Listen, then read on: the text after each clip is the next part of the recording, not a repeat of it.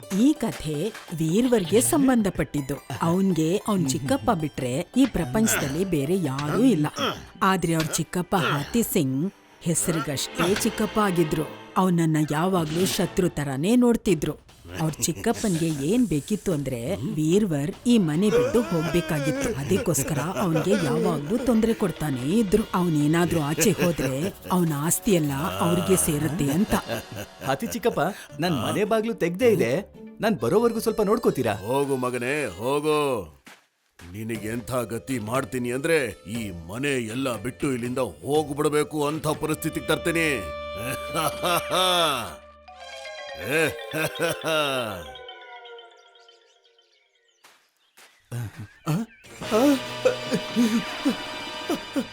ಅಯ್ಯೋ, ನನ್ ಮೇಕೆ ಎಲ್ಲೋ ಹೋಯ್ತು? ಚಿಕ್ಕಪ್ಪ, ನೀವ್ ನನ್ ಮೇಕೆ ನೋಡಿದ್ರಾ?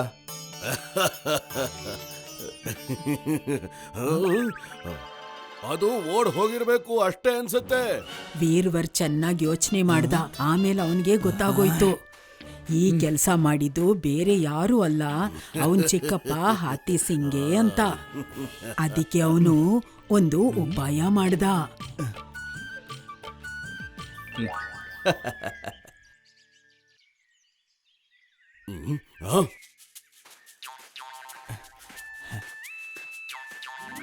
ಮಗನೇ, ಈ ಚೀಲದಲ್ಲಿ ಏನಿದೆ? ಚಿಕ್ಕಪ್ಪ, ನಾನ್ ಕಳೆದೋಗಿದ್ದ ಮೇಕೆನ ತುಂಬಾ ಕಷ್ಟಪಟ್ಟು ಹುಡುಕ್ದೆ. ನನಗೆ ಹಣದ ಅವಶ್ಯಕತೆ ಇತ್ತು ಅಂತ ಅದನ್ನ ಸಂತೆನಲ್ಲಿ ಮಾರ್ಬಿಟ್ಟೆ.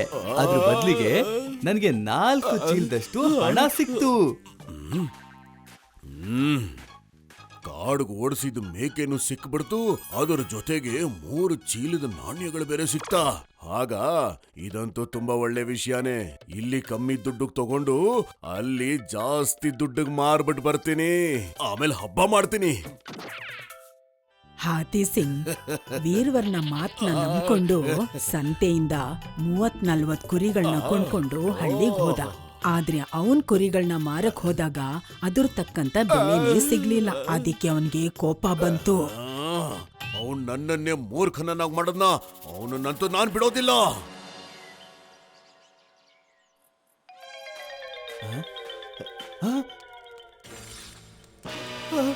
ಇದೇನಿದು? ನನ್ನ ಪ್ರೀತಿ ಅಳಿಯನ ಮನೆ. ಅಯ್ಯೋ, ಇದೆಲ್ಲ ಹೇಗಾಯ್ತು?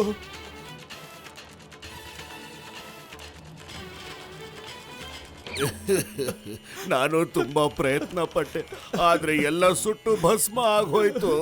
ಯಾಕೆ ಹೀಗಾಯ್ತೋ ಗೊತ್ತಿಲ್ಲ. ಮನೆ ಸುಟ್ಟು ಹೋಗಿರೋದನ್ನ ನೋಡಿ ವೀರ್ವರ್ಗೆ ತುಂಬಾ ಅಳು ಬಂತು.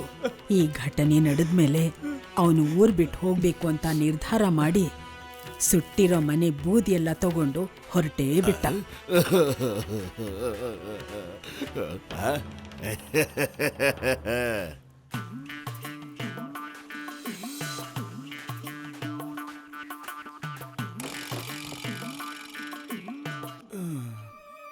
ಅಯ್ಯೋ, ಇವನ್ ಯಾಕೆ ಇಲ್ಲಿ ಬಂದು ಕೂತ್ಕೊಂಡ? ಬಾ, ಹೋಗಿ ವಿಚಾರಿಸೋಣ. ಏನಪ್ಪ ವಿಷಯ? ನಿನ್ನನ್ನು ಯಾವತ್ತೂ ನಾನು ನೋಡೇ ಇಲ್ವಲ್ಲ. ಅದ್ ಸರಿ, ಈ ಬೂದಿನ ಯಾಕೆ ಇಟ್ಕೊಂಡು ಇಲ್ಲಿ ಕೂತಿದ್ಯಾ? ನಿಮ್ಗಿದು ಬೂದಿ ಆಗಿರ್ಬೋದು, ಆದ್ರೆ ನನ್ನ ಪಾಲಿಗೆ ಇದು ಇಡೀ ಜಗತ್ತು. ಏನೋ ಇಡೀ ಜಗತ್ತ?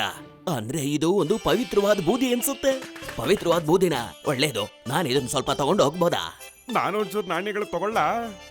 ಇಲ್ಲ, ಖಂಡಿತ ಇಲ್ಲ. ಸರಿ, ಹಾಗಿದ್ರೆ ನಿಮ್ಗೆ ಮಾರೋದಕ್ಕೆ ಇಷ್ಟ ಇಲ್ಲ ಅಂದ್ರೆ ಕೊನೆ ಪಕ್ಷ ಒಂದು ಚಿಟಿಕೆ ಅಷ್ಟೇ ಕೊಡಿ. ನನಗೂ ಸ್ವಲ್ಪ ಕೊಡಪ್ಪ. ನಾನ್ ಕೇಳ್ಪಟ್ಟಿದ್ದೆ ಈ ಸ್ವಲ್ಪ ಬೂದಿಯಿಂದ ದೊಡ್ಡ ಚಮತ್ಕಾರ ಆಗತ್ತೆ ಅಂತ. ಈಗ ಈ ದುಡ್ಡನ್ನ ಬೇಡ ಅಂತ ಹೇಳಬೇಡ.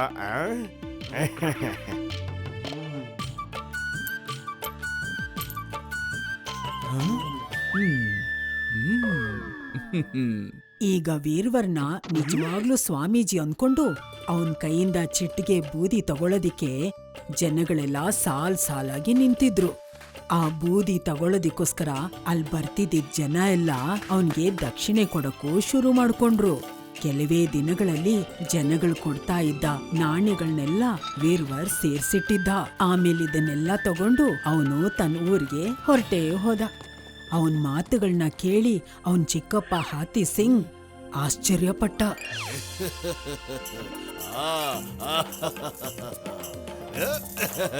ಏ ಆ.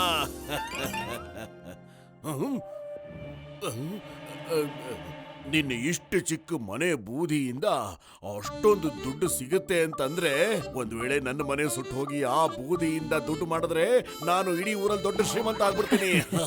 ಹಾತಿ ಸಿಂಗ್ ಅವನ್ ಮನೆಗೆ ಬೆಂಕಿ ಹಚ್ಚಿ ಆ ಬೂದಿನ್ ತಗೊಂಡು ಅವನ ಊರಿಗೆ ಹೊರಟೇ ಹೋದ. ಈ ಗಂಟುಗಳಲ್ಲಿ ಏನಿದೆ ಅಣ್ಣ? ಬೂದಿ. ಬೂದಿನ ಅಯ್ಯೋ, ಇನ್ನೊಬ್ಬ ಬಂದ ಬೂದಿ ಮಾರೋದಕ್ಕೆ. ನಾ ಸುಮ್ನೆ ಬಿಡಲ್ಲ. ನೀನು ಸುಳ್ಳು ಹೇಳ್ತಾ ಇದೀಯಾ. ಈ ಬೂದಿ ಯಾವ ಚಮತ್ಕಾರನೂ ಮಾಡೋದಿಲ್ಲ. ಹೊಡೀರಿ, ಇವ್ನನ್ನ ಸಾಯ್ಸಿ. ಹೊಡೀರಿ, ಸಾಯ್ಸಿ, ಬಿಡ್ಬೇಡಿ ಅವ್ನ, ಸಾಯ್ಸಿ. ಸಾಯ್ಸಿ, ಇವ್ನನ್ನ ಸಾಯ್ಸಿ, ಬಿಡ್ಬೇಡಿ. ಮತ್ತೆ ನನ್ನನ್ನು ಮೂರ್ಖನನ್ನಾಗಿ ಮಾಡಿದ್ಯಾ? ಈ ಸಲ ಅವನಿಗೊಂದು ಗತಿ ಕಾಣಿಸ್ದೆ ನಾನಂತೂ ಸುಮ್ಮನೆ ಬಿಡಲ್ಲ, ಖಂಡಿತ ಸುಮ್ಮನೆ ಬಿಡಲ್ಲ. ಒಂದ್ ಗತಿ ಕಾಣಿಸ್ತೀನಿ. ಕೆಲವು ದಿನಗಳ ನಂತರ ಹಾತಿ ಸಿಂಗ್ ತಾನ್ ಮಾಡಿದ ತಪ್ಪಿಗೆ ಪ್ರಾಯಶ್ಚಿತ್ತ ಮಾಡೋ ನಾಟಕ ಆಡೋದಿಕ್ಕೆ ವೀರ್ವರ್ನ ಒಂದು ನೀರಿರೋ ಜಾಗದ ಹತ್ರ ಕರ್ಕೊಂಡ್ ಹೋದ. ಓ, ಅಲ್ಲೋಡು ಮತ್ಸ್ಯ ಕನ್ಯೆ.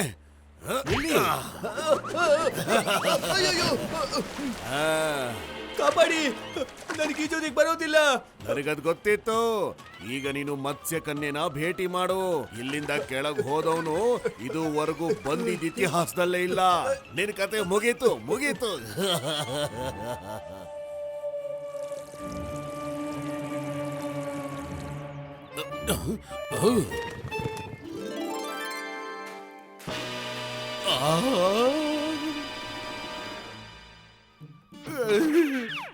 ವೀರ್ವರ, ನೀನು ಮತ್ತೆ ಈ ಹುಡುಗಿ ಯಾರು? ರಾಜ್ಕುಮಾರಿ, ನೀನು ನಮ್ ಚಿಕ್ಕಪ್ಪನ ಹತ್ರ ಆಶೀರ್ವಾದ ತಗೋ. ನಮಸ್ಕಾರ ಚಿಕ್ಕಪ್ಪ. ರಾಜ್ಕುಮಾರಿ, ಇದೆಲ್ಲ ಏನ್ ನಡೀತಾ ಇದೆ? ನಾನ್ ನಿನ್ಗೆ ಹೇಳಿದ್ನಲ್ಲ ರಾಜ್ಕುಮಾರಿ, ನಮ್ ಚಿಕ್ಕಪ್ಪ ಎಲ್ಲ ಮರ್ತ್ ಹೋಗ್ತಾರೆ ಅಂತ. ಇವ್ರನ್ನ ನೀರೊಳಗಡೆ ತಳ್ಳಿದ್ದಕ್ಕೆ ನಿಮ್ಗೆ ತುಂಬಾ ತುಂಬಾ ಧನ್ಯವಾದಗಳು. ನಿಮಗ್ ಗೊತ್ತಿಲ್ಲ, ನೀವ್ ಇವ್ರನ್ನ ನೀರಲ್ಲಿ ಮುಳುಗೋದಕ್ಕೆ ಅಂತ ಬಿಟ್ಟಿದ್ದಕ್ಕೆ ನನ್ ಜೀವನನೇ ಬದಲಾಗೋಯ್ತು. ನಾನಾ? ಅಲ್ಲ ಅಲ್ಲ, ಅದ್ ಹೇಗೆ? ನೀರಿನೊಳಗಡೆ ಒಂದು ರಾಜ್ಯನೇ ಇದೆ. ಅಲ್ಲಿರುವಂತ ರಾಜ್ಕುಮಾರಿ ಅರಮನೆಗೆ ಹೋಗಿ ನಾನು ಬಿದ್ದೆ. ಇವರು ನನ್ನನ್ನ ಕಾಪಾಡಿದ್ ಮಾತ್ರ ಅಲ್ಲ, ನನ್ ಜೊತೆ ನಾಳೆ ಮದುವೆ ಕೂಡ ಮಾಡ್ಕೋತಾ ಇದ್ದಾರೆ. ಅರಮನೆಯಲ್ಲಂತೂ ದೊಡ್ಡ ನಿಧಿ ಇದೆ. ಅರಮನೆಯ ಎಲ್ಲಾ ದಿಕ್ಕುಗಳಲ್ಲೂ ಚಿನ್ನ ಬೆಳ್ಳಿ ಒಡವೆಗಳೆಲ್ಲ ಇದೆ. ಹೌದಾ? ನೀವ್ ನಮ್ಮ ಅರಮನೆಗೆ ಖಂಡಿತ ಬರ್ಲೇಬೇಕು. ಹಾತಿ ಸಿಂಗ್ನ ತಲೆಯಲ್ಲಿ ವೀರ್ವರ್ ದುರಾಸೆಯ ಬೀಜ ಬಿತ್ತಿದ್ನೋ ಅವನು ತುಂಬಾ ಹೊತ್ತು ಅದನ್ನ ಮನ್ಸಲ್ಲೇ ಇಟ್ಕೊಂಡು ತಡ್ಕೊಳಕ್ಕಾಗ್ಲಿಲ್ಲ. ಅವನಿನ್ನು ತುಂಬಾ ದುಡ್ಡು ಮಾಡ್ಬೇಕು ಅನ್ನೋ ದುರಾಸೆಯಿಂದ ನೀರಿರೋ ಜಾಗಕ್ಕೆ ಹೋಗಿ ನೀರೊಳಗೆ ಧುಮುಕೆ ಬಿಟ್ಟ. ಅಲ್ಲಿಂದ ಅವನು ಹೊರಗ್ ಬರೋಕೆ ಆಗ್ಲಿಲ್ಲ. ಅಯ್ಯೋ ಚಿಕ್ಕಪ್ಪ, ಬೇಗ ಹೋಗಿ, ನಿಧಿ ನಿಮ್ಗೋಸ್ಕರ ಕಾಯ್ತಾ ಇದೆ. ನಿಧಿ ನನ್ನ ಜೀವನ ಕಾಪಾಡಿ ಮತ್ತೆ ರಾಜ್ಕುಮಾರಿಯಾಗಿ ನಾಟಕ ಮಾಡಕ್ ಒಪ್ಕೊಂಡು ನನ್ನ ಜೀವನದಲ್ಲಿದ್ದಂತ ಮುಳ್ಳನ್ನ ದೂರ ಮಾಡೋದಕ್ಕೆ ಸಹಾಯ ಮಾಡಿದಕ್ಕೆ ತುಂಬಾ ಧನ್ಯವಾದ. ಒಂದೂರಲ್ಲಿ ತುಂಬಾನೇ ಬುದ್ಧಿ ಇರೋ ಅಂತ ಒಂದ್ ಹುಡುಗ ಇದ್ದ, ವೀರ್ವರ. ಅವನು ಹೊಸ ಹೊಸ ಪ್ರಯತ್ನಗಳು ಪಡ್ತಿದ್ದ. ಹೊಸ ಜಾಗನ ಎಕ್ಸ್ಪ್ಲೋರ್ ಮಾಡೋದು ಅಂದ್ರೆ ಅವನಿಗೆ ತುಂಬಾನೇ ಇಷ್ಟ ಆಗಿತ್ತು. ಯಾರಾದ್ರೂ ಇದೀರಾ? ಒಂದಿನ ಅವನು ಒಂದು ಟ್ರಿಪ್ಪಿಗೆ ಅಂತ ಹೋಗಿದ್ದ. ಹೋಗ್ತಾ ಹೋಗ್ತಾ ಅವನ್ ಮನೆಯಿಂದ ತುಂಬಾ ದೂರಾನೇ ಹೋಗ್ಬಿಟ್ಟಿದ್ದ. ವಾಹ್, ಎಷ್ಟು ಸುಂದರವಾದ ಜಾಗ ಇದು.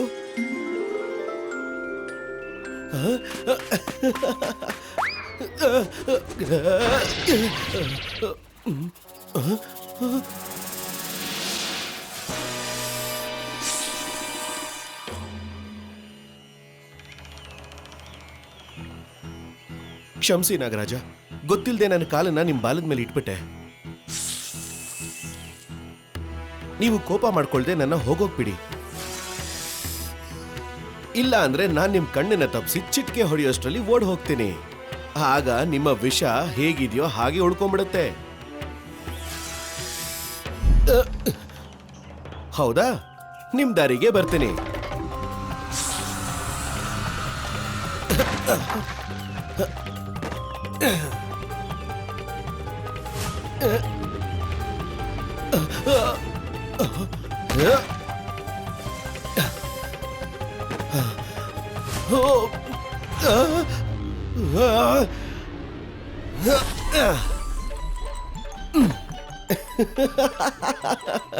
ನೋಡಿದ್ರಾ ನಿಮ್ ಕಣ್ ತಪ್ಸಿ ಇಲ್ಲಿಂದ ಹೇಗ್ ಹೊರಟೋದೆ ನಾನು.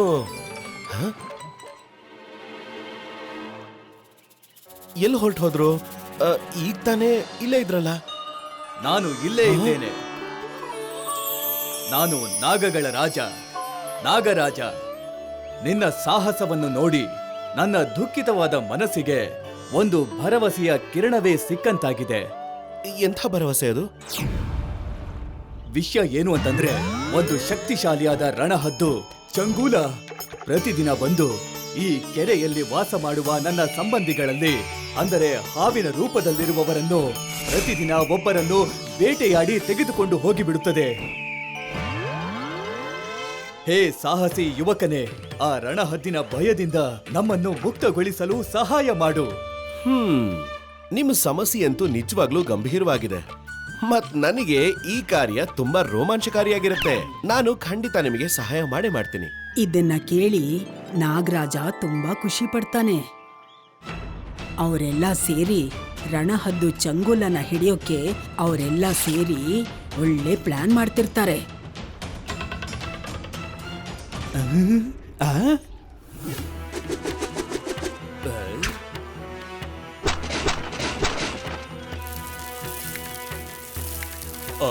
ಏನಿದು? ಇದು ಅದ್ಭುತವಾಗಿ ಮಾಯ ಮಾಡುವಂತಹ ವಿಶೇಷವಾದ ಶಸ್ತ್ರ. ಅದು ಬಂದ್ಬಿಡ್ತು ಅಂತ ಅನ್ಸುತ್ತೆ. ಅದು ಬಂದ್ಬಿಡ್ತು.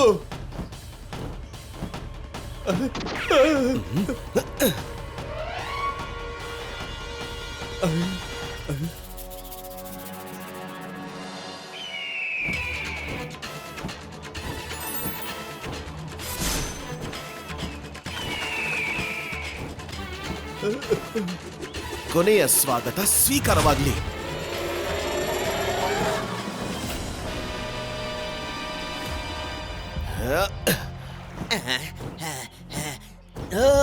ಚಂಗುಲಾನೆ ಹೆದರಾಕೋತಿಯಾ? ಈಗ ಇದಕ್ಕೆ ನಾನು ನಿನಗೆ ಸರಿಯಾದ ಪಾಠ ಕಲಿಸ್ತೀನಿ.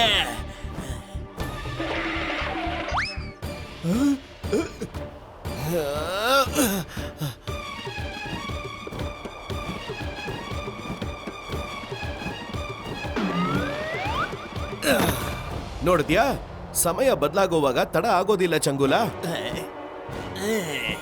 ಸರಿಯಾಗಿ ಹೇಳ್ದೆ.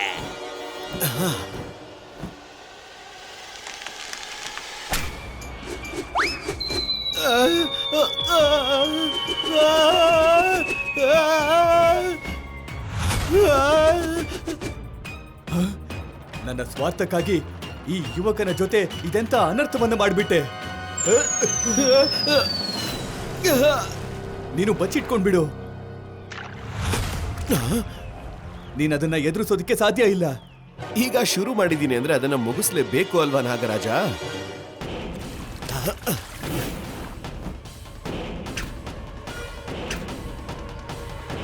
ಹೌದಾ?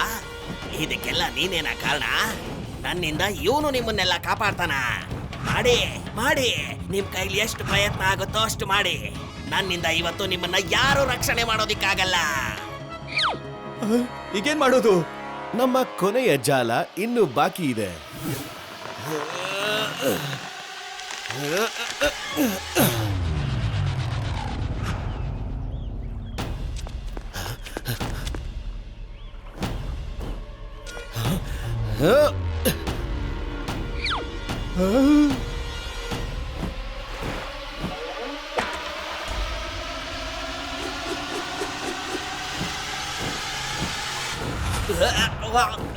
ಗುರಿ ತಪ್ಪಾಯ್ತು.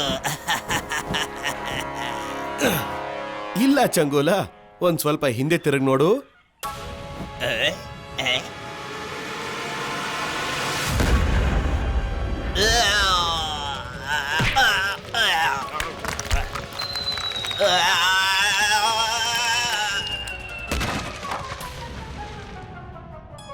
ಅದ್ಭುತ! ಇದಂತೂ ನಿಜಕ್ಕೂ ಅದ್ಭುತ. ನಿನಗ್ ಗೊತ್ತಿಲ್ಲ ನೀನು ನಮ್ಗಳಿಗೆಲ್ಲ ಎಷ್ಟು ದೊಡ್ಡ ಉಪಕಾರ ಮಾಡಿದ್ಯಾ ಅಂತ ಅನ್ನೋದು.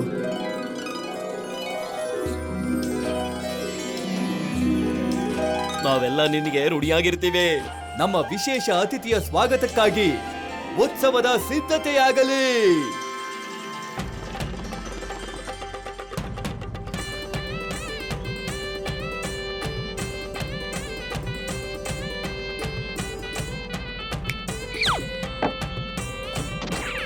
ಅಲ್ಲಿ ತಿನ್ನೋದಿಕ್ಕೆ ವಿಧ ವಿಧವಾದ ಅಡಿಗೆಗಳಿತ್ತು. ಹಾಗೆ ಅದ್ರ ಜೊತೆಲಿ ಅದ್ಭುತವಾದ ಒಂದ್ ಸಿಹಿ ಕೂಡ ಇತ್ತು. ಅದೇನು ಅಂದ್ರೆ ಗೋಧಿ ಹಲ್ವಾ. ವಾ, ಎಂಥ ವಾಸನೆ ಬರ್ತಿದೆ. ಶುರು ಮಾಡಿ.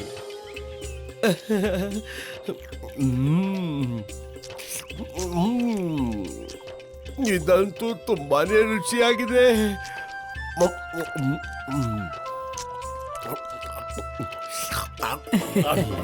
ಗೋಧಿ ಹಲ್ವದ ರುಚಿ ಮತ್ತೆ ಸುಗಂಧ ವೀರ್ವರನ್ಗೆ ತುಂಬಾ ಇಷ್ಟ ಆಯ್ತು. ಧನ್ಯವಾದ ನಾಗರಾಜ. ಆದ್ರೆ ಇದನ್ನೆಲ್ಲ ನಾನು ನನ್ನ ಪ್ರಪಂಚದಲ್ಲೂ ನೋಡಿದೀನಿ, ಹಾಗೆ ಇದನ್ನ ಅನುಭವಿಸಿದೀನಿ ಕೂಡ. ಆದ್ರೆ ಅನುಭವಿಸದೇ ಇರೋದು ಏನು ಅಂತಂದ್ರೆ ಅದು ಗೋಧಿ ಹಲ್ವದ ಅದ್ಭುತವಾದ ರುಚಿ. ಅದಕ್ಕೆ ನೀವು ನನಗೆ ಗೋಧಿನ ಕೊಡಿ ಸಾಕು. ಇದು ಅಸಂಭವ. ಈ ದಿವ್ಯವಾದ ಗೋಧಿಯನ್ನ ನಮ್ಮವರಿಗಲ್ಲದೆ ಅನ್ಯ ಲೋಕದವರಿಗೆ ಕೊಡುವುದಕ್ಕೆ ಎಂದಿಗೂ ಸಾಧ್ಯವಿಲ್ಲ.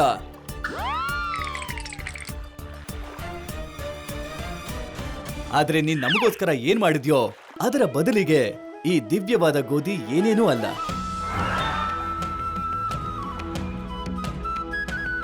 ಅದಕ್ಕೆ ಈ ವಿಶೇಷವಾದಂತ ಗೋಧಿಯನ್ನ ನಾನು ನಿನಗೆ ಕೊಡ್ತಾ ಇದ್ದೇನೆ. ಆದ್ರೆ ನೆನಪಿರ್ಲಿ, ಈ ದಿವ್ಯವಾದ ಗೋಧಿಗೆ ಯಾವತ್ತೂ ಕೂಡ ಅಪಮಾನವಾಗಬಾರ್ದು. ಹಾಗೆ ಯಾವತ್ತೂ ಆಗೋದೇ ಇಲ್ಲ. ನಿಮಗೆ ತುಂಬಾ ತುಂಬಾ ಧನ್ಯವಾದ. ಅದಾದ್ಮೇಲೆ ಅಲ್ಲಿಂದ ವೀರ್ವರ ಗೋಧಿ ತಗೊಂಡು ಅಲ್ಲಿಂದ ತನ್ನ ಮನೆಗ್ ಬಂದ್ಬಿಟ್ಟ. ಮತ್ತೆ ಅದೇ ಗೋಧಿನ ಅವನು ಹಾಕಿ ಬೆಳೆ ಬೆಳೆಸ್ತಾ. ಇದೇ ರೀತಿ ಭೂಮಿ ಮೇಲೆ ಗೋಧಿ ಬಂದಿದ್ದು ಅಂತ ಹಿರಿಯರೆಲ್ಲ ಅನ್ಕೊಂಡಿದ್ದಾರೆ. ಅದನ್ನೇ ನಾವೆಲ್ಲ ತಿಂತಾ ಇರೋದು. If you like this video, subscribe to our channel Murthy Media.